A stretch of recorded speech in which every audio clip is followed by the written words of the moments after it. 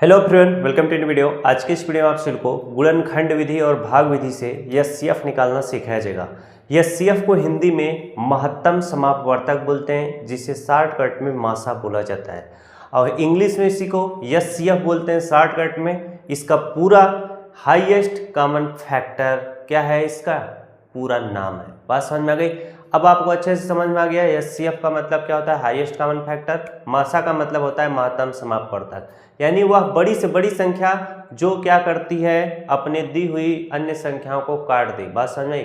जैसे देखो 24 और 36 का एचसीएफ निकालना है, तो 24 और 36 में यानी यह कौन सी बड़ी से बड़ी संख्या है जो 24 और 36 दोनों को क्या कर दे, काट दे।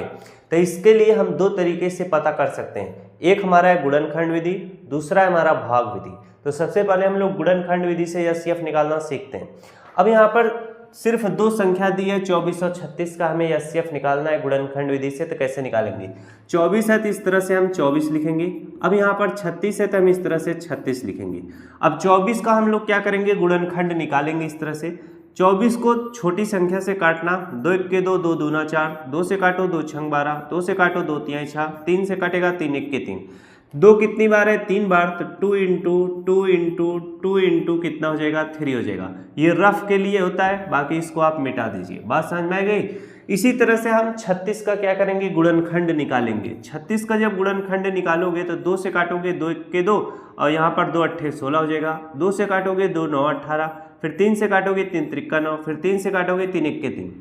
2 कितनी बार है, 2 बार, 2 इंटू कितना, 2 इंटू 3 इंटू 3।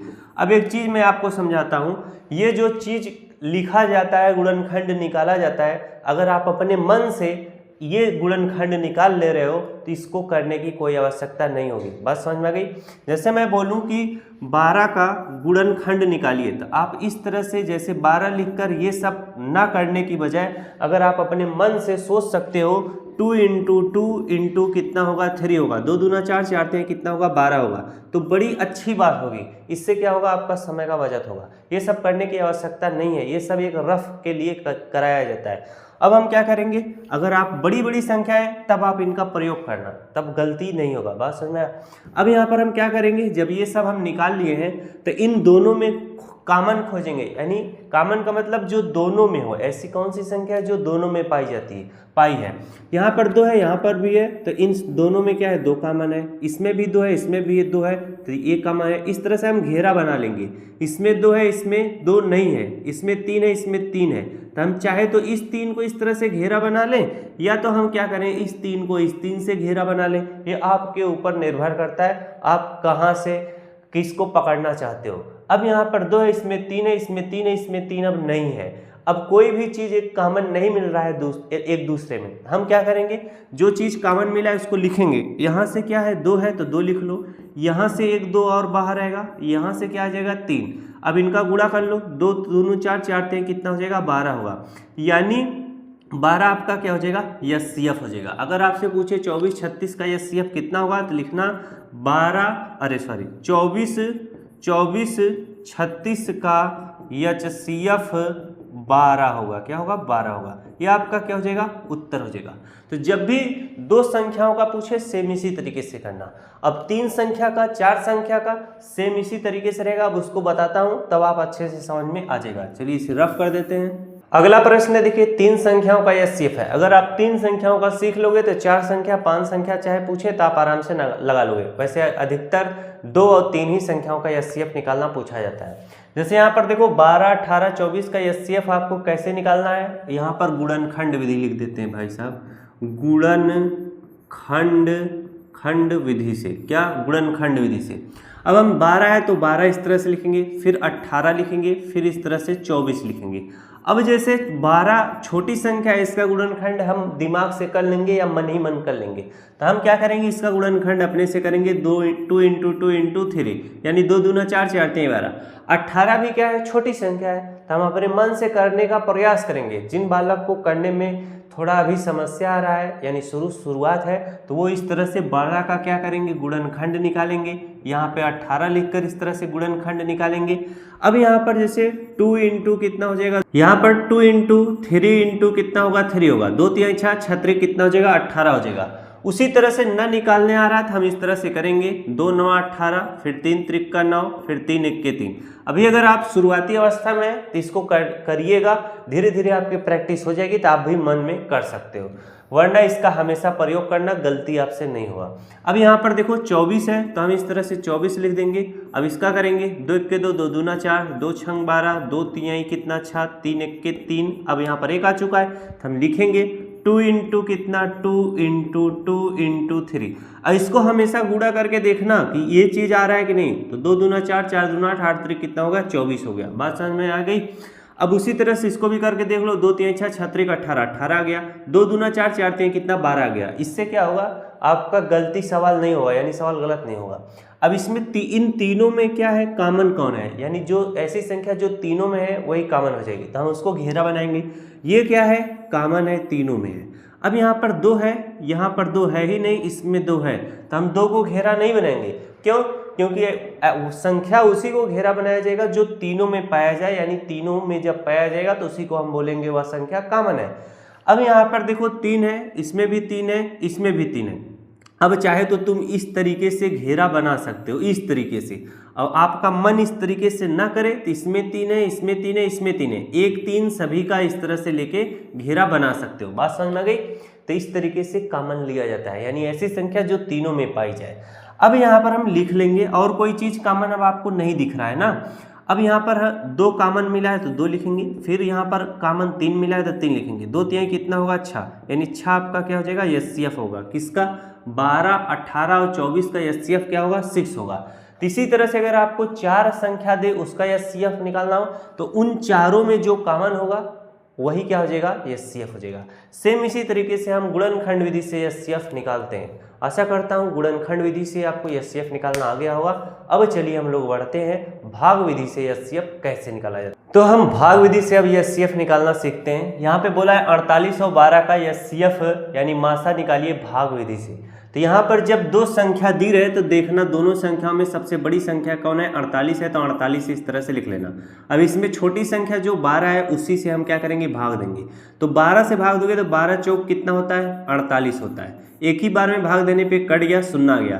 तो जिस भी संख्या से भाग देने पे शून्य आता है वही क्या हो जाती है, एचसीएफ कहलाती है। तो 48 और 12 का एचसीएफ क्या होगा, 12 होगा। बात समझ में गई। तो पहला सवाल तो काफ़ी इजी था, अगर इस टाइप का सवाल पूछा जाएगा तो आप आराम से लगा लोगे। अब चलिए नेक्स्ट प्रश्न कराते हैं। अब अगला प्रश्न है, देखिए 60 96 150 का आपको एचसीएफ निकालना है, यानी 3 संख्याएं हैं उनका आपको एचसीएफ निकालना है। अब अगर ये सवाल सीख जाओगे तो 4 संख्या दे दे या 5 संख्या दे दे, सबका आप निकालना सीख लोगे। जब भी 3 संख्या का देगा तो हमेशा सबसे पहले 2 देखना, 2 संख्याओं को देखना।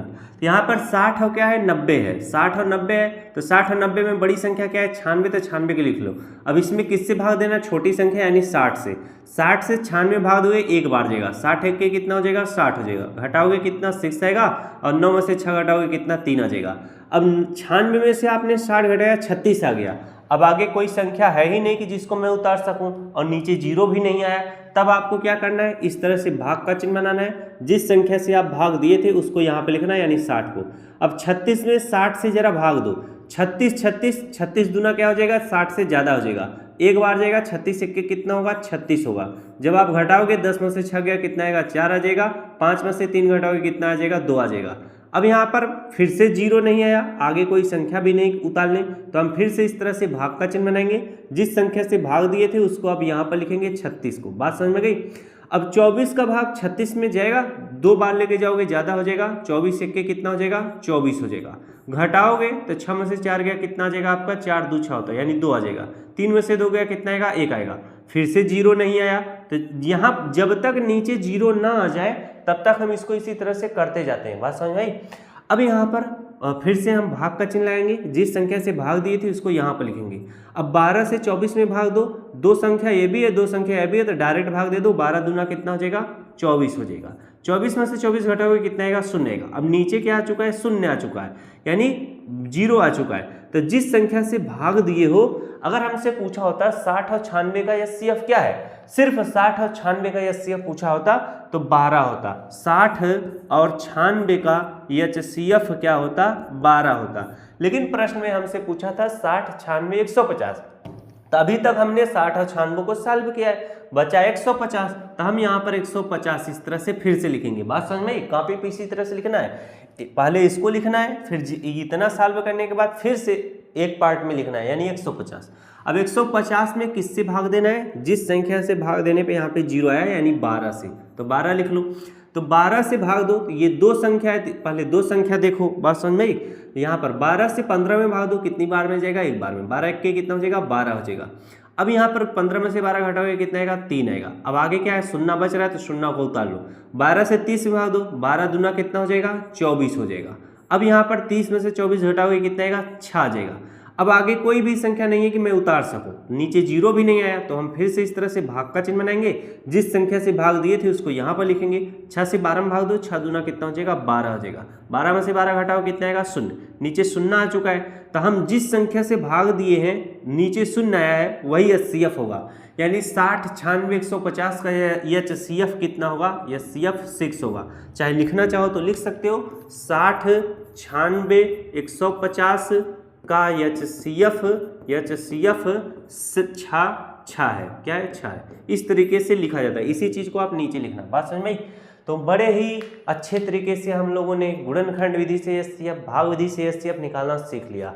आशा करता हूँ मेरे द्वारा बताया गया तरीका आपको अच्छे से समझ में आया होगा। वीडियो अच्छा लगा तो वीडियो को अपने उन दोस्तों को शेयर करिएगा जो पढ़ते लिखते हैं। मिला जाए नेक्स्ट क्लास में अगली वीडियो के साथ। Thanks for watching.